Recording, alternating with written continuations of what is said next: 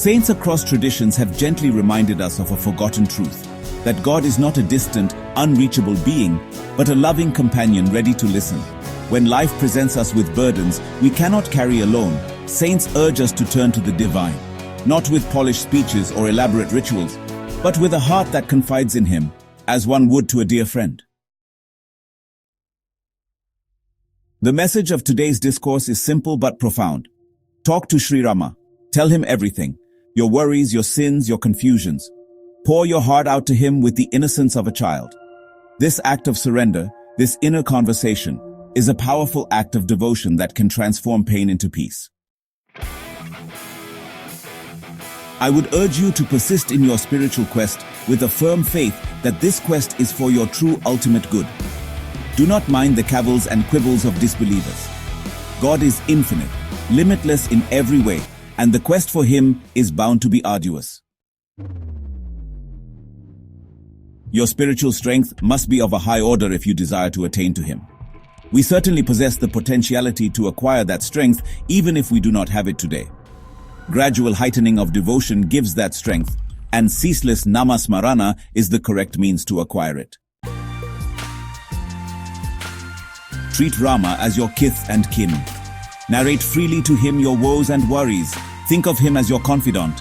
Stand before him at least once a day in utter surrender. You will then pass the day in the joy of your faith and think lightly of worries. Our knowledge, might, authority, glory are insignificant in comparison with his. So just forget everything, surrender unreservedly to him, and pray for his grace. Say to him, O Lord, I can see you only superficially, not essentially. I am full of defects and sin. The degree of my devotion is but small. Forgive me, I pray you, and utterly unworthy as I am, mercifully accept me as yours. Difficulties and calamities may come as a result of my prarabdha. I shall face them cheerfully, with your name as my sheet anchor. Please stand by me and see that my contentment and my faith in your name remain unimpaired. God is omnipresent. He is therefore with everyone, but is only perceptible if the faith is impregnable. One who possesses such faith is always confident of God's support. Two ways are open to man faith and self-experience. Faith is like a foot track, short and direct. The path of experience is circuitous, like a motorway.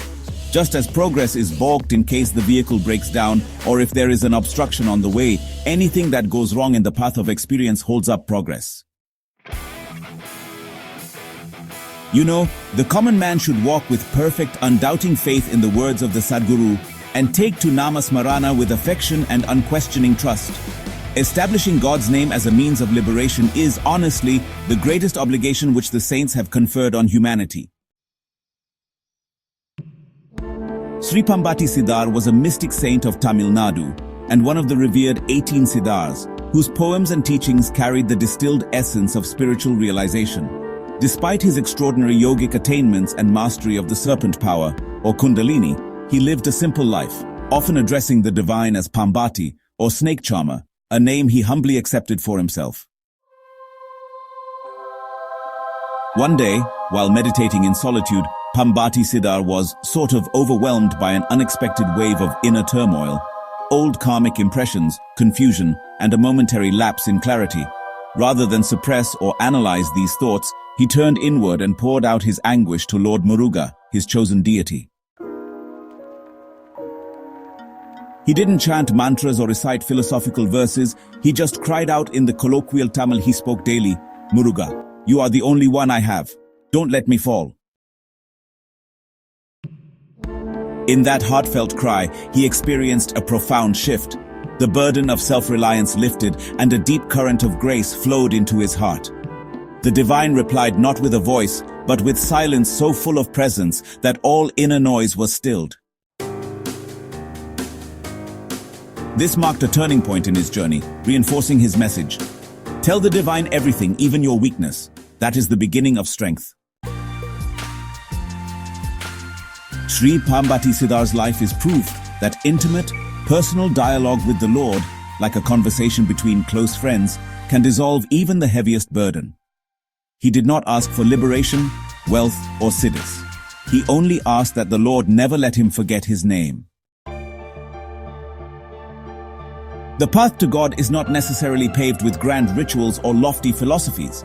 It often begins with a simple whisper, "Oh Rama, this is what I'm going through."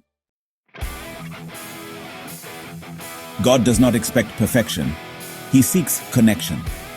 Namasmarana and surrender bring the Lord nearer than any intellectual pursuit can. So let us follow the wisdom of the saints. Let us talk to Rama, hide nothing, and trust that he listens. The human heart finds peace not in control, but in communion. As we walk through the uncertainties of life, may we have the courage to confide in God and discover that the one we turn to is already within.